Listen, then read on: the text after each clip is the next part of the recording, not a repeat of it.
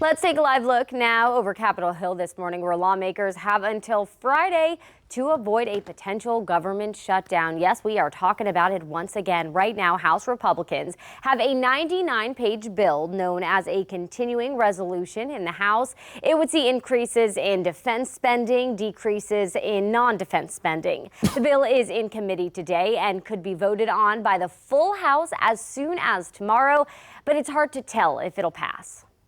We're still digging through it. Like most bills, there's some good in there, there's some not so good in there, and we got to make an aggregate decision. In the case of the CR, there's been offers to negotiate, and there's been very little negotiated. It's kind of been a my way or the highway type of thing.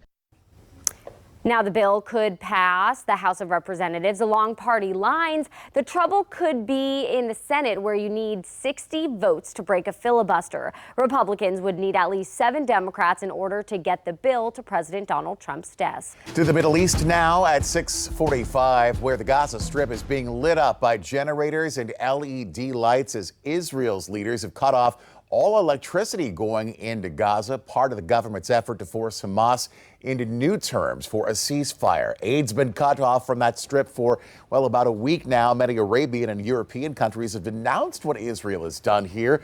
There are still ongoing negotiations between Israel, Hamas, Qatar, Egypt, and the U.S. We know just last week the White House confirmed the United States is now speaking directly with Hamas. And, while we're talking about that, we have also learned that a Palestinian graduate student who played a big role in protest against Israel at Columbia University has now been arrested by immigration authorities, coming as Secretary of State Marco Rubio said the government would revoke the visas or green cards of any Hamas supporters in this country. Scripps News Group's Joe St. George is live with us from Washington this morning to talk more about this. Joe, we know the White House has promised crackdowns on campus protests like this. So where does this all go now?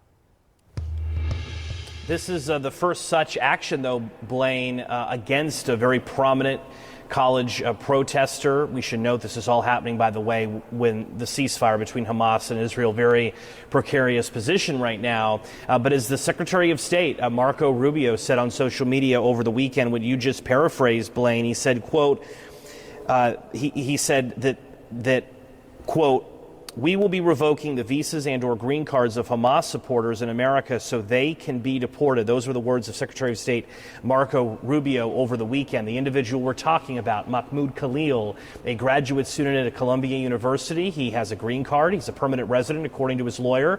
His wife is an American citizen who is pregnant, according to the Associated Press. All of this went down on Saturday, and according to Khalil's lawyer, when he confronted ICE agents who were attempting to detain him, saying that he had a green card, that is when Khalil was told that was being revoked.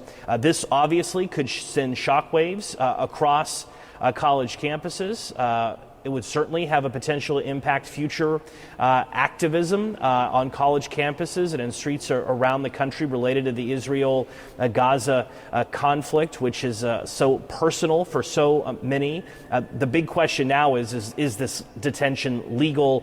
An immigration judge will ultimately have to decide here. The Department of Homeland Security does have carve-outs to allow for certain revoking of green cards and visas. The question is, does protesting at a university like Columbia, loud megaphone, does that qualify as something that would qualify for a carve out there? So we'll watch this. Obviously, all this developed over the weekend, Blaine. Today's the first working day. We'll see what Monday has in store with this story.